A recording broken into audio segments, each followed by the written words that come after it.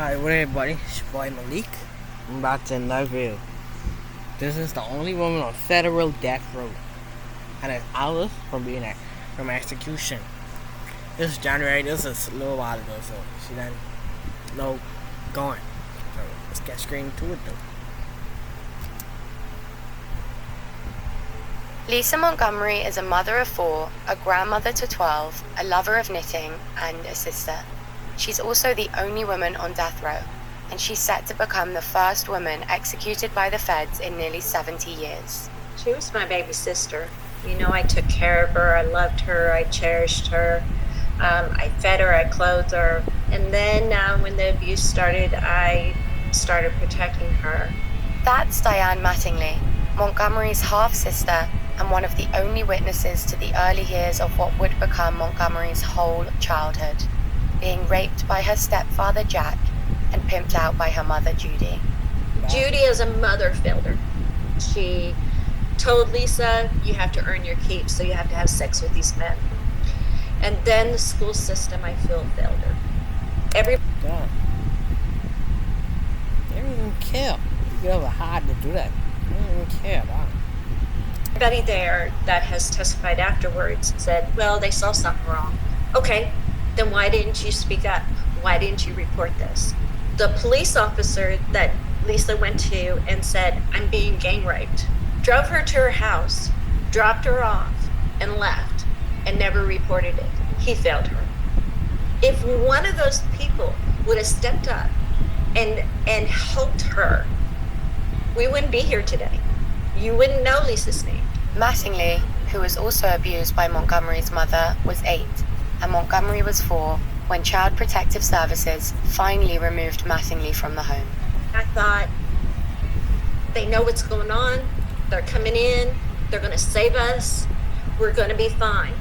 I couldn't understand why I was being taken out of the home and Lisa was being left behind. I thought they knew about the rape. I thought they knew about the beatings. I thought they knew about the torture that Judy was inflicting. More than 30 years later, after several failed search attempts by both sisters, Mattingly finally found Montgomery again in Missouri, specifically in a Kansas City federal court, charged with murder. But anti-death penalty critics, Montgomery's lawyers, and Mattingly all say that the years of abuse weakened Montgomery's mental state. They say that when Montgomery killed a woman named Bobby Jo Stinnett and kidnapped her unborn baby, she didn't really know what she was doing. And Montgomery's supporters say that on January 12th, when she's taken to Terre Haute Penitentiary in Indiana and cemented in U.S. history as the first woman the feds have executed since 1953, she will not have deserved to die. What she did was horrendous. I am not discounting that. She did do a horrendous thing, but she did it in a mental break. You know, I was raped. I got out. I went into a home that gave me love. I've always said that I'm bruised. I'm bruised because you can still kind of see the things that had happened to me as a child. But she was broken. And that's what I want people to see. She was a broken person. Broken. Mattingly says that when she testified in court about her sister's home life, the prosecutors didn't ask about the sexual abuse. Montgomery's then lawyer, Fred Duchart, has in his career had more defendants end up on federal death row than any other living defense lawyer. And since 2008, Montgomery's been in Federal Medical Center Carswell in Fort Worth, Texas, waiting to die. Her counsel failed her from start to finish. It started with the inexperienced male public defender. He didn't have the experience or skill to understand the level of trauma and mental illness that Lisa had experienced in her life. She needed a woman on her team who could establish a relationship of trust to get to the heart of what really happened to her in her life, which if that had been given to a jury in a penalty phase, at least one juror would have returned a sentence of life without parole instead of death, and that's all it takes in the federal system. We just need one juror. That's Kelly Henry, who picked up Montgomery's case back in 2012. she found that despite the severity of Montgomery's crime, it wasn't the only case of matricide and baby theft. But Montgomery's sentencing was an outlier.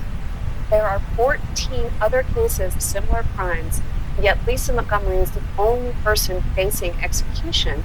And that's because the prosecutors in those cases understand that those women had mental illness and a trauma history, and they took that into consideration when they assessed punishment in those cases. In December 2012, Henry brought in South Carolina social worker Jan Vogelsang to assess the history and extent of Montgomery's abuse and see if it contributed to her crime. Vogelsang spent several long days face-to-face with Montgomery in early 2013 and might know her better than anyone else. Lisa's abuse was as extreme as I've ever seen. I can't think in 40 years of private practice and 32 of death penalty work, I can't think of another case where I've had a client who was so extremely tortured. And I compare it to soldiers and to prisoners of war whom I've treated for trauma. I would put Lisa up there in terms of the trauma with those kinds of soldiers. In March 2013, Vogelsang sent her 184-page report back to Henry, claiming that Montgomery suffers extreme psychological harm as a result of torture, sexual violation, and captivity. But she doesn't know if anyone at the Justice Department has read it.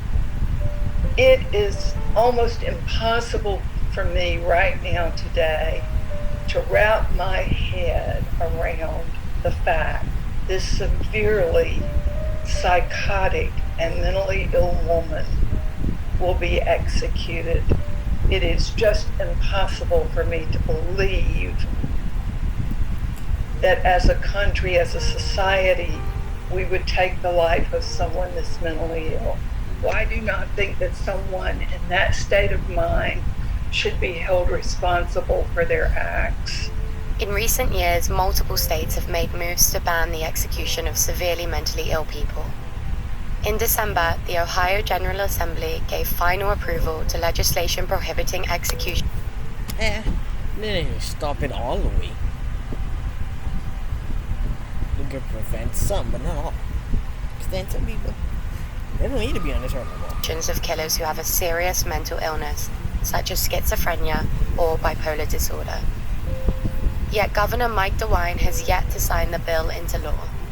Meanwhile, the Supreme Court has repeatedly declined to save mentally ill people from the death penalty. And after 17 years without a federal execution, the Justice Department is in its final days on an execution spree.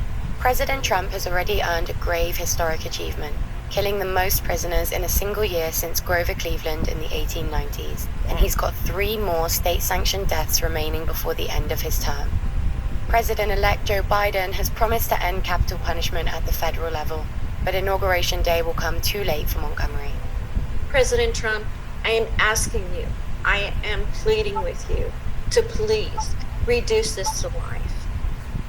Lisa is a person that was brutalized over and over and over again in her childhood up into her adulthood.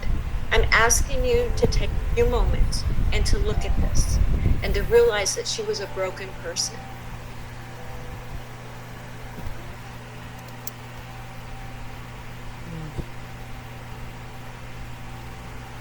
Alright, that's it for the video. Thank you everybody for watching. If you enjoyed the video, subscribe and like it. Peace out.